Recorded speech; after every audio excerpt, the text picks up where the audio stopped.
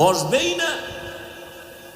একজনের ভাইসে আরে 2-3 হাজার টাকা দিলে বইব, ঠিক আছে টাকা দিব তারপর বল। এই হলো এতেকাফ। কির কদর তালাশ করব, কিসের কদর তালাশ করব?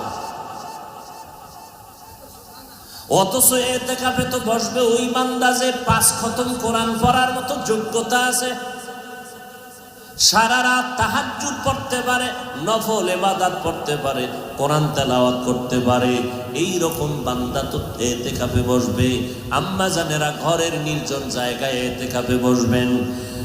10টা দিন আল্লাহর সাথে সম্পর্ক গভীর করবেন, কোরআন খতম করবেন, যত পারেন কোরআন পড়বেন, সন্তানের জন্য তাহাজ্জুদ পড়ে দোয়া করবেন। ও আল্লাহ, সন্তানের চেষ্টা করিয়াও লাইনে রাখতে পারি না, তুমি সন্তানকে বাধ্য বানাও, নামাজি বানাও, রোজাদার বানাও, লেখাপড়ায় কামিয়াবি দান করো। আমার সন্তানের আচরণে কেউ যেন কষ্ট না পায়, আদর্শ সন্তান বানায় দাও, পরীক্ষায় কামিয়াবি দান করো। মা বাবার দোয়া করতে দেরি, কবুল হইতে দেরি না। এক তো রমজান মাস, আবার রাতের গভীর তাহাজ্জুদের সময়, আবার যদি হয় কদরের রাত, 1000 মাসের ইবাদতের থেকেও বেশি সওয়াব। অতএব আল্লাহর মুহাব্বত অন্তরে জমা করো।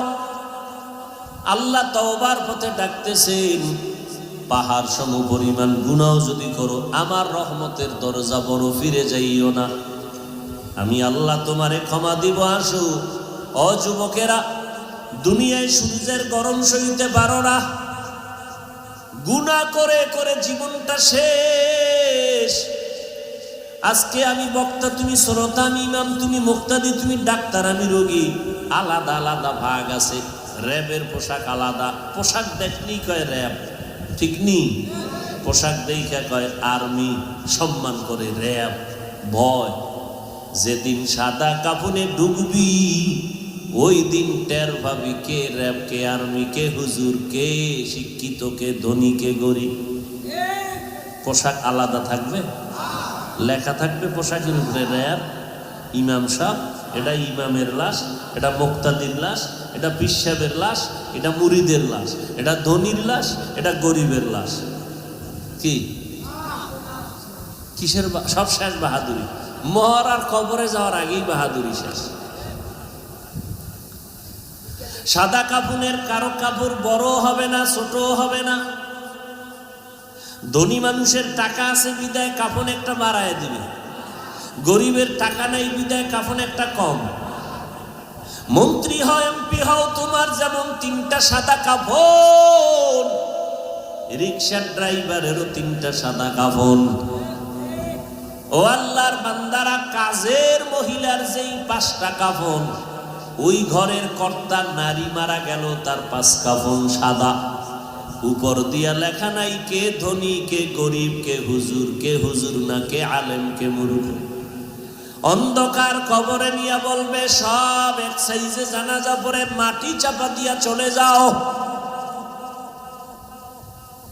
ধনী মানুষ আমেরিকায় কথা বলো, ভিডিও লাইভে কথা বলো, দেখে দেখে কি অবস্থায় আছে, কিন্তু বাড়ির দরজায় কবর। মা বাবা কোন হালাতে আছে, বছর বছর চলে গেল, একদিনও খবর নিতে পারলা না। টেলিফোনেরও কোনো ব্যবস্থা নাই। ওই অন্ধকার কবরে মাটি চাপা দিয়া সব বিদায়।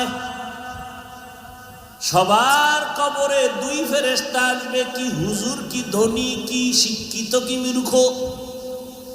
সবার বেলায় প্রশ্ন 3টা, রবের পরিচয় দাও, ধর্মের পরিচয় দাও, রহমাতুল লিল আলামিনের পরিচয় দাও। 3টা প্রশ্ন পিসাবেকেরও করবে, মুরিদেরও করবে, হুজুরেরও করবে, ইমামরেও করবে, ধনীরেও করবে। আলাদা কোনো প্রশ্ন নাই। কয় টাকার মালিক জানার দরকার নাই তোমার, সে মাস্তানি কবরে চলবে না। তুমি কয় টাকার মালিক, তুমি কত শিক্ষিত দরকার নাই। ধনী হও, গরিব হও, 3টা প্রশ্নের জবাব দাও, জান্নাত হয়ে যাবে কবর।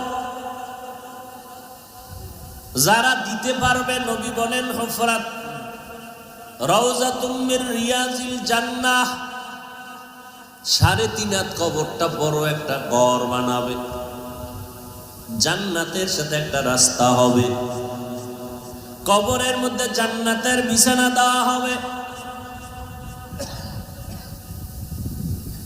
আল্লাহর অর্ডার করবে, ঘুমাইব কিয়ামত পর্যন্ত, কেউ ডিস্টার্ব করবা না।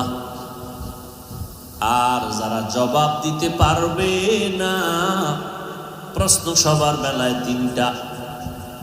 দুনিয়াতে ছাত্র ছাত্রীরা পরীক্ষা দেয়, প্রশ্নপত্র ফাঁস হইলেই জরিমানা, তাহলে পরীক্ষার মান আর থাকে না, প্রশ্নপত্র ফাঁস হয়ে গেছে। কিন্তু দেখো, কবরওয়ালাদের প্রশ্নপত্র আল্লাহ ফাঁস করে দিলেন। ও দুনিয়াওয়ালারা, সবার প্রশ্ন কিন্তু 3টা সমান ফাঁস করে দিলাম। এরপরও যদি পাস করতে না পারো, কি ভিডাটা যে খাবি। প্রশ্নের জবাব দিতে পারবে কি? আমি হুজুর গ্যারান্টি নাই।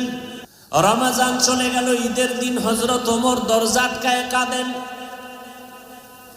আবু হুরায়রা রাদিয়াল্লাহু তাআলা আনহু বলেন, খলিফাতুল মুসলিমিন আনন্দের ঈদের দিন কাঁদেন কেন? বলে, আমার অন্তরে কোনো আনন্দ নাই, পেরেশানি। কয় কি? রমাজানে রোজা রাখলাম, কবুল হলো কিনা চিন্তা, তারাবি পড়লাম, কবুল হলো কিনা পেরেশান। আমার আল্লাহ জান্নাতের টিকিট দিয়েছেন, আমার আল্লাহ যদি আবার কোনো কারণে বেজার হয়, টিকিট ক্যান্সেল হয়ে যাবে, এই ভয়ে আমি কান্না করি। ওমরের মতো বান্দা যদি জান্নাতের টিকিট পায়া কান্না করেন, আবু বকর যদি কান্না করেন, আপনার আমার কি পরিমাণ কান্না করা প্রয়োজন?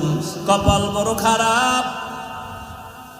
চোখ 2টা বন্ধ করে যদি আমলনামার দিয়ে তাকাই, মনে হয় আমার মতো গুনাহগার এই প্যান্ডেলের মধ্যে আর কেউ নাই, আমার মতো জাহান্নামের আসামি কেউ নাই। কিন্তু কপাল এতটাই যে খারাপ, চোখে পানিও নাই। কত বান্দা মোনাজাতে কান্না করে, আমার চোখে পানি আসে না, গুনার কারণে দিলটা পাথর হয়ে গেল। যারা চোখের পানি ছেড়ে জাহান্নামের ভয়ে কাঁদবেন, আল্লাহর নবী বলেন, আমার আল্লাহ তাকে আর জাহান্নামে কখনো ঢুকাবেন না। ও পর্দার আড়ালের মা বোনেরা, এত জিন্দেগি ভর যত অপরাধ করেছেন, বেপর্দায় চলেছেন, তওবা করেন। আগামী রমাজান পাওয়ার কোনো গ্যারান্টি নাই। রমাজান দেখতে না দেখতে 20টা রোজার শেষের দিকে চলে আসলাম। রহমত পাইলাম কিনা জানা নাই, মাগফিরাত অর্জন হলো কিনা জানা নাই। সামনে নাজাতের দিন শুরু হয়ে যাবে। আল্লাহর কাছে তওবা করেন, মনে মনে আল্লাহকে বলেন, ও আল্লাহ, এই বয়সে কত মা কবরে চলে গেল, কিসের টাকা, কিসের বাড়ি গাড়ি। আজকে আপনি যদি মরিয়া যান, আপনার স্বামী নতুন ভাবে আর একটা বিবাহ করিয়া আনন্দের জীবন যাপন করবে। আপনি মা মরে গেলে আপনার খোঁজ নেওয়ার মতো আপনার কাউরে পাইবেন না। আপনার সন্তানেরা কয়েকদিন কান্নাকাটি করিয়া আর খবর নিবে না।